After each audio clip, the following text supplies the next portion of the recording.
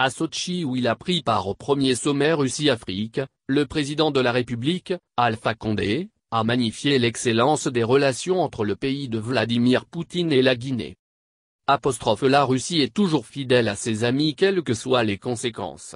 J'ai toujours dit que c'est grâce à l'Union soviétique que la Guinée n'a pas plongé quand les Français ont voulu mettre un cordon de fer autour de nous. A déclaré Alpha Condé, en présence de son homologue russe. Selon le pensionnaire de Sékou Toureya, le sommet Russie-Afrique est le témoignage d'une nouvelle ère et d'un approfondissement des relations historiques que l'Afrique entretient avec la Russie. Il rajoute que les luttes communes que nous avons à mener pour libérer des peuples opprimés ont inspiré d'autres sympathies sans lesquelles la reconnaissance du continent africain dans la sphère mondiale aurait été beaucoup plus difficile. Le président Condé affirme le prix élevé que la Guinée a dû payer pour avoir eu le courage de refuser des solutions néocoloniales a limité son accès au financement, investissement et au commerce international.